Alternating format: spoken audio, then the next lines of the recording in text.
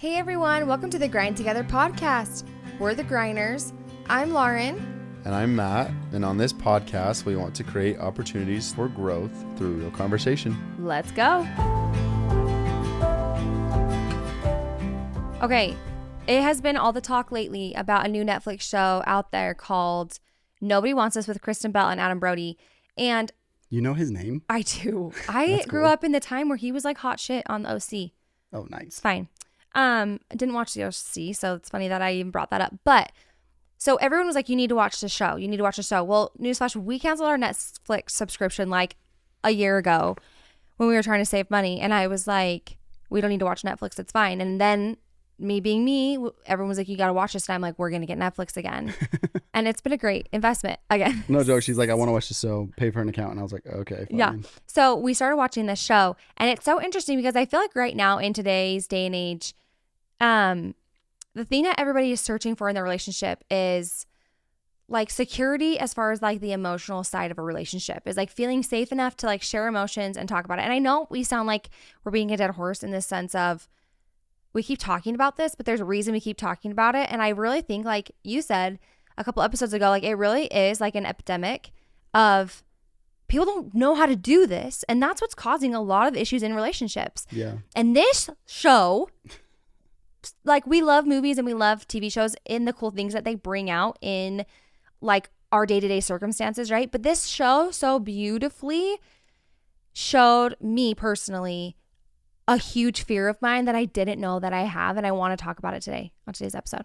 Well, I also want to talk about their family dynamic and how it influenced them so much. Ooh, please. Right. So you have these two people. One of them is like a Jewish rabbi, the boyfriend, this Brody dude, whatever his name is.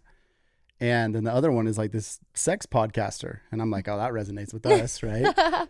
But they came from very, very different families. And so the podcaster chick, Kristen Bell, her family never talked about anything. Yeah. Brushed everything under the rug and just thought everything was fine, right? Turns out her dad, like they ended up getting divorced. Her dad is gay and has a gay partner now, and her mom's just trying to like be trendy and make sure everything's happy and everybody's happy all the time, right? And then the Jewish family is very strict, right? Like in our culture, you talk about Mormonism, like they're very strict, like they're like don't let in other people that aren't from this religion, like they call them shishkas. Shishkas, right? I would be a Whatever shishka. Yeah. And she was like, what is that? And he's like, it's pretty much just you, just a hot blonde non-Jew. Yeah. Right. And I was like, okay, cool. I like the show a lot, just so you know. But it was interesting to see how like the family dynamic affected them so much in whether or not they were actually like okay with themselves.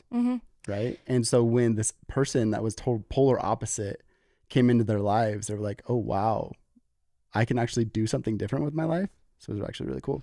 And it was so interesting to look at like their patterns in what they were doing. So like one of them was staying in a relationship because they felt like familial wise and like cultural and religious view, it was perfect, right? It was very like by the book, like this, you know, they were in a very perfect relationship of what everybody else on the outside thought that they should be in. But they were really unhappy. And the other one was in a relationship where she was just continually seeking for validation and love from somebody and she wasn't getting it. And so any little trigger, any little ick, all those kind of things, she like ended the relationship and moved on. Dude, yeah. Yeah, because she was just constantly seeking that. And so she kept trying to push him away when the littlest of things would go wrong. Which I resonated with so much. Like talk about watching a show where you feel like you're literally watching yourself. Not only do they have like a podcast that's similar to this, which that was the number one reason people were like, you need to listen to this, is because they have a podcast similar to yours, which kind of, we haven't really gotten on the level yet of like having a sponsor for sex toys, but I would be so down if someone wanted to sponsor us. I created my own, but like if someone wanted to sponsor it, yeah, you can buy it. It's on our site. It's great. But it was like kind of almost scary watching this show because I was like, holy shit, I'm watching myself right now. I'm watching how I think my life probably would have looked like had you and I not gotten married so young, because I have a lot of the same tendencies that she does, especially in relationships. And she puts on this big front of like, I'm this like badass, like no one's going to get to me. Like I'm going to say what I want. I'm going to do what I want.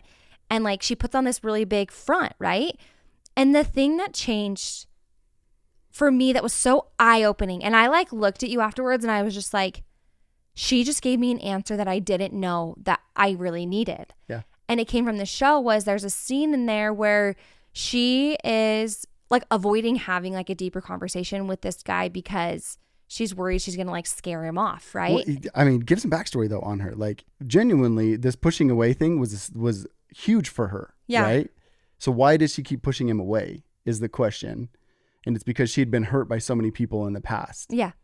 Right. The relationships that she had come like into this one having been in, if that makes sense. Any little thing that went wrong, like she would be like, oh, well, he doesn't love me anymore, so I'm going to find the next person just to keep myself safe. Mm-hmm. And so she had put up all these guards, all these boundaries, all these walls to say like, I'm not safe if you do this.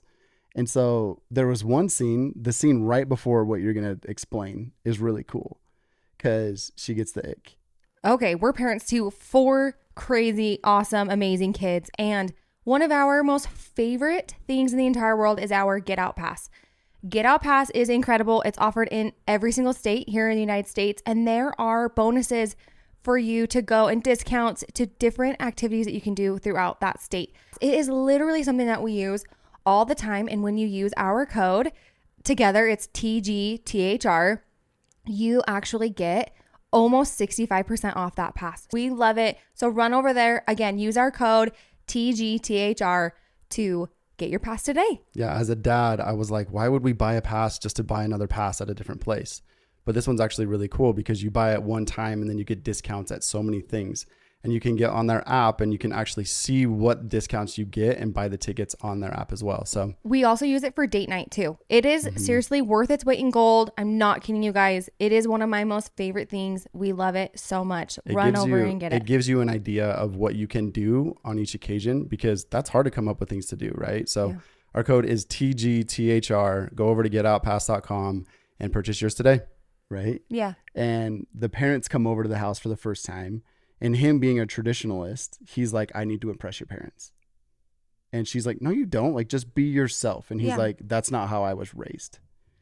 And so when he does this and he steps out of who he truly is and who she knows him as, and goes back into like, oh, this is how I was raised. She's like, I don't like that person. Mm-hmm. And if you're going to be that person, I'm done. Yeah. Right. Rather than, and he's actually very, very self-aware in some sense where he sticks with her continually and just like, hey, don't run away. Stop running away. Like, okay, cool. I can fix that. I want to address it. Let's talk about this. Right.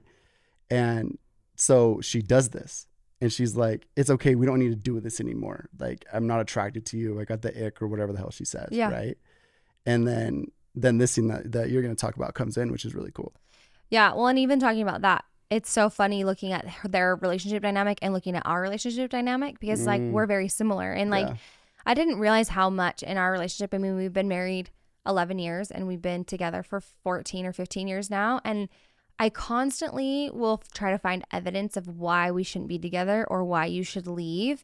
And it's almost like a defense mechanism that I like conjured up of if I do this and I keep myself safe and I keep myself small enough, then he won't, not even small enough, but like if I kind of, get out of it before he can say no, like then I can protect myself, right? And I'm not going to get hurt by that. And I'm not going to get hurt by the rejection of it. Yep. Yeah. And I don't want to get rejected. And it's a really big fear of rejection. And I always thought to myself like, oh, that fear of rejection lies in like my appearance or in like my accolades or things like that. And it wasn't until this scene that we were talking about where she literally says, and I had to write it down so that they didn't butcher it.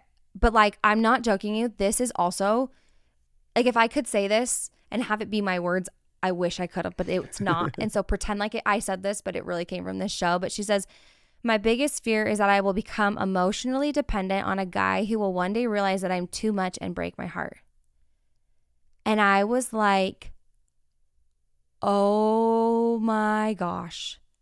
This whole time I've been worried about like my appearance. I've been so worried about my accolades and all of these things, or like not measuring up as a mom or as a wife or all these things. And like, if I really get honest with myself and I look at this, and I think women in general can relate, is that I got told from a very young age how I was too much and how I was too loud and I was too big and I was too out there and I was too dramatic. And even if I look at past relationships, like I love big and I love with my whole heart. And so it's like, Yeah. and I make big deals out of little things because those little things to you are actually really big deals to me. Do you know what I mean? And I have a lot of emotions and I wear my emotions on my sleeve and I'm passionate and I'm over the top and I am dramatic. Like that's just who I am. Like I am full, I would say like I'm very full of life in that term. But throughout that my whole growing up process, like I've had people slowly but surely just like kind of shove it down little by little. Yeah. And so hearing that as far as a fear of, my biggest fear is that I will be emotionally dependent on a guy who will realize one day that it's too much and he's going to break my heart. I was just automatically putting that up in our relationship. I didn't allow myself to emotionally like get there. It was really hard for me for a while in our relationship to show any kind of like weakness when it came to you, because I was so scared that if I was like air quotes weak, then it would be unattractive to you. And you would run away. You'd be too scared. Like if I showed that kind of emotion, like you wouldn't be able to handle it. And so I would just hide it. And I didn't want to tell you my fears and I didn't want to tell you what I was worried about. And so that was a huge fear of mine. And I now realize that of like, oh my gosh, but realizing that and then being able to talk to you about it has been so cool, because it really is not just in our personal relationship, but like that's a fear for me in all of my relationships, in like yours and my relationship. And I now know you can handle it, but I look at like friendships and I look at like trying to make friends as an adult woman, and it is fucking so hard. It's so hard, because guess what? Women can be mean when it comes to emotion. It's like you're dramatic, you're too much, like all of it's the exact same things that everyone's put in our head. Yeah. Right. And so if I come into a friendship, like having these feelings or these things that I care about, I think the heartbreaking can also happen in friendships. It can happen in family dynamics as well. And so it's that emotional dependency. Yeah. There's a song, it's called Big by Betty Who. Oh, I love that song so much. And Lauren showed it to me.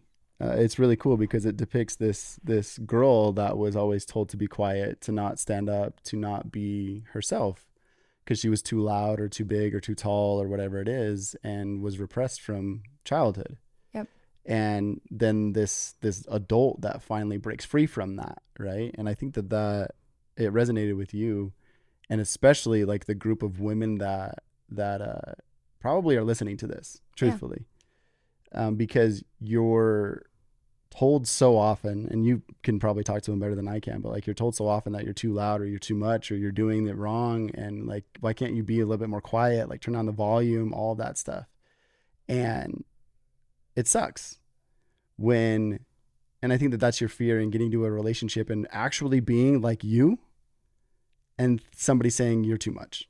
Yeah. Like it's not even you're not enough, it's like what are you doing? Like I even used to do it to you. Like you're too extra. Like you buy too many things for parties, like all that stuff, until one day you finally came to me and like, hey, listen, you just need to let me be me. Right. And I learned, it was a lesson for me to learn about you, that as I just let you be you, that's when our relationship became really, really freaking cool, because I got a lot to learn. And I have the perfect teacher of like being way more than what I ever was, because I stayed small my whole life, and you were the one that was able to teach me to do that. Sorry, I'm getting really emotional thinking about this. So it's funny, I think sometimes looking at other relationships in our life and like the cool examples that they bring out in your own personal life. I have a little brother we're really similar, and he is like so funny and he's so out there. And like we literally are like, he is like the male. I like to think, he probably would not appreciate this, but I like to think he's kind of like the male version of me, right? He is so kind and he is so incredible. And he was in a relationship for a while and we all were really quiet about it. And it finally got to the point where I think they broke up, and he was asking us what we didn't like or whatever, where we were all so happy that they weren't together anymore. And I just said to him, like, Luke, you like, she doesn't let you be you.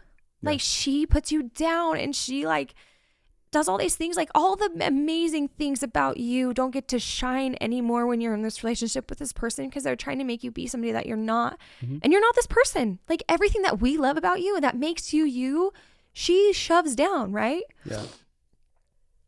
And I think for him at that time, it was like hard to hear. And then he got to in this new relationship, and it was the most beautiful thing to watch him find somebody who, like, and that's what we say to him all the time, is like, the thing that works with you guys is like, she just lets you be you, as inappropriate and as funny and as loud and as crazy as you are. She just lets you be you. And it's so beautiful. Like, outside looking in is like, that's what everybody wants in the relationship. And like, you have very beautifully given it to me in our relationship. And I think that's what's making me so emotional, is that you do let me be me. And I think that's what I want to like shout at the masses, whether you're a man or a woman. Like, you don't need to make yourself small for somebody else. At that point, you're just doing yourself a disservice. Like, you are perfectly you, exactly how you're supposed to be. And your partner shouldn't want to change a million things about you. And they shouldn't silence you and make you, you know, like, feel less than. And you shouldn't allow them to do that. Stand up for yourself. Because there's obviously something inside of you that you're wrestling with. It was never you telling me that I was too loud, or like, oh, what I just said was inappropriate or kind of unhinged. It was that I had a negative belief about myself. And so once I was able to come to terms with that and be like, no, I'm fucking awesome. And like, I love that I can say the F word. And like, I'm okay talking about sex. And like, I'm going to be as open and as honest as I want to be, because that's just me. And if that makes you uncomfortable, then I'm so sorry. Like, we don't have to be friends. Like, I'm okay with that. Right? Yeah. Because those are the things I love about myself. And that's literally what makes me me. Right? So it's like, the things about yourself that you love, like, stop letting other people tell you that they're not okay. Because they're perfect. And you're perfect. And you're put on this earth literally exactly how you're supposed to be. So quit putting labels on yourself. And let that light shine, and be big and be loud and be vulnerable and share your story. Because people just want to relate. And everybody's so scared of getting hurt, and in return, and so they're not sharing anything, and in return, we just keep quiet, and we're just hurting ourselves even more. Yeah. It was cool to go back to that show. That's like the basis of it, is that like she continually tries to change for him. Yeah. And he continually thinks that she needs to change in order for them to be married. Right. And I think that they're talking about like converting to like Judaism. And like she considers it for a little bit, and then there's a cliffhanger at the very end of it saying that like, well, maybe she's not going to convert, right? Which is the coolest part of it, because if we're trying to change for somebody else, then that's when we lose who we actually are. And that one sucks, because we do it so often. Yeah. Like, we do it so often, is that we try to be somebody that we're not for other people. So yeah, I think this show helped us a lot in seeing kind of like, it was a really good mirror for our relationship and for who we are. And it also showed us like how the dynamics of our past kind of mold us into who we are too. Yeah. Cool lessons. I know, really cool lessons. And lessons that I feel like we think we know, but we need the constant reminder of like, hey, the reason that you're scared to be emotionally dependent on somebody is because you yourself aren't comfortable in your emotions. And I think that for me was a really big thing, where I was like, I've been told these things are so bad, and so I'm actually suppressing them, and I'm not actually showing them, and I'm trying to be somebody else. And once I was able to kind of be like, wait, no, I can depend on you, as far as like, not emotionally dependent, but like I can confide in you to talk about my emotions, and to like be this big, loud, crazy personality, or this like over the top personality, right? Yeah. And you still love me. And like, we talked about that a little bit ago, where I said something like, I'm just such a bitch sometimes. And you were like, that's my favorite part about you. And I was like, wait, what? And you were like, yeah, like bitch Lauren, I love her. And I was like, what do you mean? And you're like, you're so passionate. Like, you're like, I don't know very many people that get this fired up about things. Like, your like bitch energy, air quotes, is like so powerful. And you were like, it's like one of the things I love very most about you. And I was like, maybe I actually love that about myself too. Do you know what I mean? And so also having that reflection and that, you know, that mirror that your partner provides for you, and like, wait, you love that about me? Like, I actually think I love that about me too. Do you know what I mean? And it provides that self-love that sometimes we just need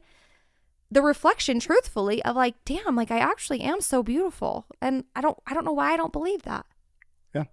No, I like that a lot too. I think a big takeaway, because I would love for everybody that listens to this to go watch the show too. Yes, go. Is and I think we might have talked about this, but and I hope our parents are listening, right? I doubt it. But the notion of like, when you watch the show, you'll understand why I'm saying this, but like it's an advice that in a book that I read, it says, live now like your parents were dead. Right? So what would you actually be doing if you weren't worried about their opinions of you? And it's a real freeing thought. It's a really scary action, right? But if you didn't worry about your parents' opinions of you, who would you be and what would you do? And it's really cool outside looking in, being on the other side of that, of, hey, I might go against the grain a little bit, and seeing that, like, as I honor myself and as you honor yourself, how they still love you. Yeah. And you love yourself more.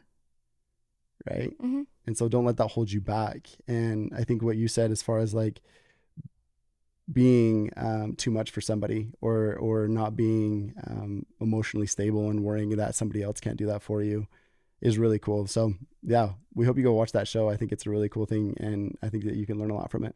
I do too. I'm going to end this episode like I do in most of my yoga classes, where I talk about, we always do this cool thing in my yoga classes, but I always end with the quote that I heard from a mentor of mine. And she always says, just remember that you are never too much and always enough.